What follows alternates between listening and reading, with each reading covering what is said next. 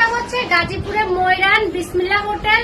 আর এই হোটেলটা একদম হাইওয়ে রোডের সাথে। আপনারা ময়রান বিখ্যাত কালাভুনা রান্নাঘরে চলে আসলাম। এই রান্নাঘরে প্রতিদিন কয়েকশো মানুষের কালাভুনা রান্না করা হয়। আর কালাভুনার টেস্ট কেমন সেগুলো তো অবশ্যই আপনাদের সাথে শেয়ার করব।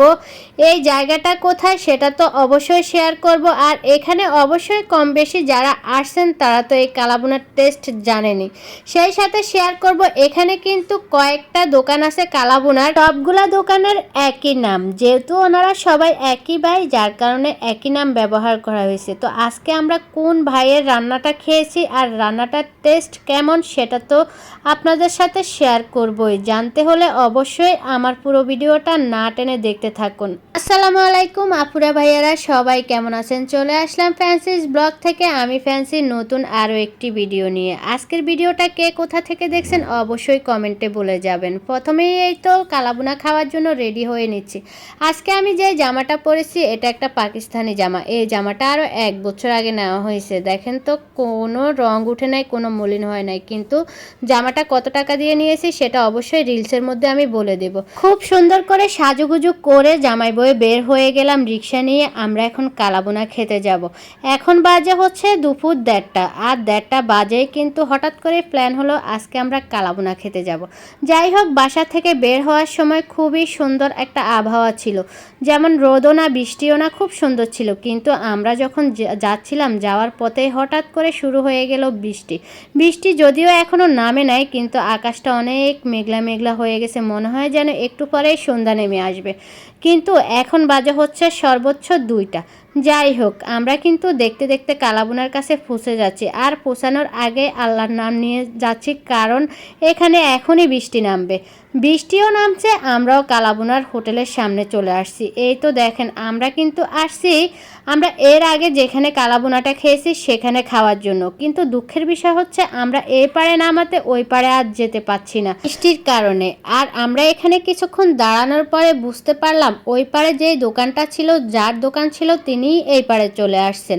মানে আমরা যার হাতের খাবারটা খেতে চেয়েছি তিনি এখানে চলে আসছেন। তারা হচ্ছে 3 ভাই, আর 3 ভাই একই জায়গায় একই নামে 3টা রেস্টুরেন্ট দিয়েছে, যার কারণে সবার হয়তো বুঝতে অসুবিধা হবে কার খাবারটা বেশি মজা। তো আমরা যখন এখানে কথা বলে বুঝতে পারছি ইনি হচ্ছে বড় ভাই, আর আমরা কিন্তু বাসা থেকে প্ল্যান করে আসছি বড় ভাইয়ের হাতের খাবারটাই খাবো। যার কারণে আমরা এখানে বসে পড়লাম। বসে থাকতে থাকতে আমাদের খাবারটাও চলে আসলো। এখানে আমরা কালাভুনা যে একটা প্যাকেজ আছে সেই প্যাকেজটাই নিয়েছি। এখানে প্যাকেজের মধ্যে আপনার কালাভুনা থাকবে, সাদা ভাত থাকবে, আলু ভর্তা, শুটকি ভুনা, আলু ভাজি, সেই সাথে থাকবে দই, সালাদ। তো এই তো আমাদের সাদা ভাতটা যখন চলে আসে, আর সাদা ভাতের সাথে এখানে আলু ভাজি, শুটকি ভুনা, আলু ভর্তা, সালাদ, ডাল এগুলা যখন চলে আসে আমরা আগে বিসমিল্লাহ পড়ে এগুলা দিয়েই খাবারটা শুরু করি। এখানে কিন্তু কালাভুনার পাশাপাশি আপনারা চাইলে মুরগি ভুনাটাও নিতে পারেন। এর বাইরে এখানে আর অন্য কোনো খাবার তৈরি করা হয় না। যেহেতু এটা কালাভুনার জন্য বিখ্যাত জায়গা বা বিখ্যাত, এখানে কিন্তু সবাই কালাভুনাই খেতে আসে, যার কারণে এখানে কালাভুনার বাইরে আর অন্য কোনো খাবারই তৈরি করা হয় না। এখানে সিরিয়াল মতো মানুষ আসে, যে যার মতো খাবার খেয়ে চলে যায় বিলটা দিয়ে।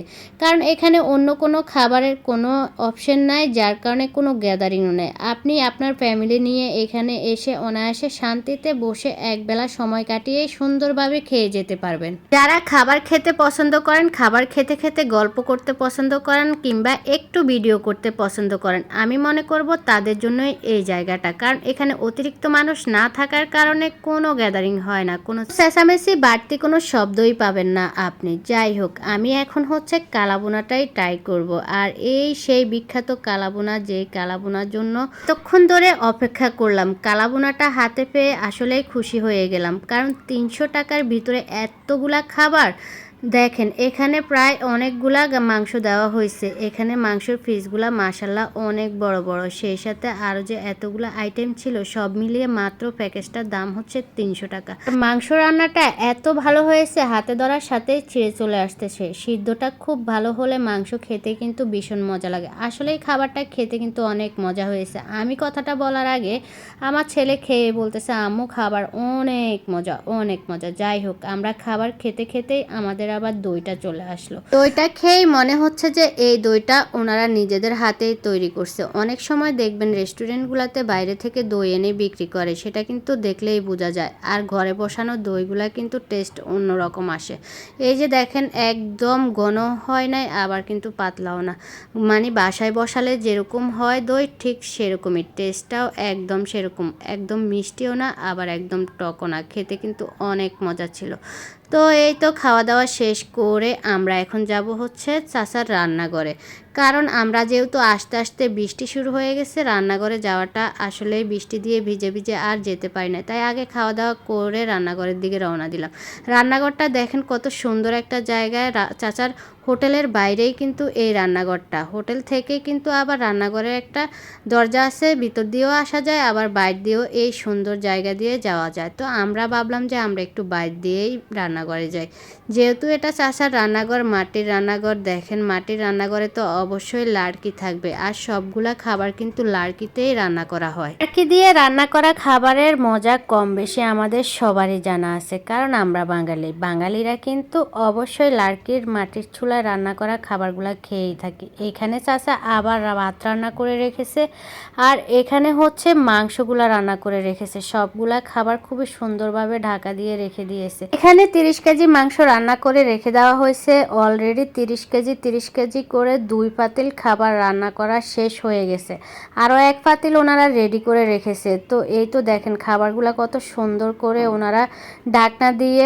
ঢেকে রেখে দিয়েছে। আর এটা যেহেতু খোলামেলা একটা রান্নাঘর, গ্রামের বাড়ির মতন, আমরা গ্রামের বাড়িতে আমাদের রান্নাঘরগুলো যেমন হয়ে থাকে ঠিক তেমনই। তো এখানে আসলে কোনো ধরনের দুর্গন্ধ ওইরকম কোনো কিছুই না। রান্নাঘর যদি দেখতে সুন্দর হয়, রান্নাঘরের খাবারও কিন্তু খেতে অনেক মজা হয়, তার উপরে মাটির চুলা, আর তো কোনো কথাই নেই। এই হচ্ছে চাচা, ইনি হচ্ছেন সবার বড়, আর এনার হাত দিয়েই কিন্তু এই কালাভুনাটা তৈরি করা শুরু হয়েছে। বিসমিল্লাহ হোটেলটা কিন্তু সর্বপ্রথম উনিয়ে দিয়েছেন, আর ওনার হাত ধরেই কিন্তু এই কালাভুনাটা এখন মাশাআল্লাহ সবাই দিয়ে আসতেছেন। উনি যেহেতু আগে দিয়েছেন, তো ওনার হোটেলটা তো অবশ্যই থাকবে, আর ওনার ভাইরাও এখন ওনার দেখা দেখেই কিন্তু দিয়ে আসছেন। যাই হোক, এখানে এই যে আরও 1 পাতিল কালাভুনা কিন্তু শেষ হয়ে যাচ্ছে। এর আগে নাকি 1 পাতিল রান্না করা শেষ হয়ে গেছে। তো এটা হচ্ছে তাদের আরও একটা কিচেন, এটা হচ্ছে রেস্টুরেন্টের ভিতরে। বাইরে থেকে রান্না করে এইভাবে ভিতরে এনে সুন্দর করে সাজিয়ে রেখে দেয়, যাতে কাস্টমার আসার সাথে সাথে চাওয়ার সাথে সাথে সুন্দর করে দিতে পারে। এবার আসেন আপনাদের সাথে এই জায়গাটার মূল অ্যাড্রেসটা আমি একটু শেয়ার করি, যাতে আপনাদের এখানে আসতে খুব সহজ হয়। এটা হচ্ছে গাজীপুরে ময়রান বিসমিল্লাহ হোটেল, আর এই হোটেলটা একদম হাইওয়ে রোডের সাথে, আপনারা চাইলেও এখানে আসতে পারেন। অনেক মজা খাবার আমরা খেয়েছি, খাওয়ার পরেই কিন্তু রান্নাঘরে আসি। গাজীপুরের বিখ্যাত কালাভুনার নাম শুনেছেন অথচ এখনো খেতে আসেন নাই, তাহলে আমি বলবো আপনি অনেক ভুল করেছেন। খাবার লাভার হয়েও যদি খাবার ভালো কোথায় পাওয়া যায় সেটা জেনেও না আসতে পারেন, এটা কিন্তু আসলে আপনার ভুল। তো আমি মনে করব আজকের ভিডিওটা দেখার পর এখানে সত্যি সত্যি চলে আসবেন। তো এই তো আমরা খাওয়া দাওয়া শেষ করে এখান থেকে বের হয়ে গেলাম। আশা করি আমার আজকের ভিডিওটা আপনাদের সবার কাছে অনেক ভালো লেগেছে। ভিডিওটা যদি ভালো লেগে থাকে তাহলে একটা লাইক, কমেন্ট, শেয়ার করে আমার পাশে থাকবেন। আর যারা যারা খাবার খেতে চান এক্ষুনি চলে আসুন গাজীপুরে বিখ্যাত কালাভুনা খেতে।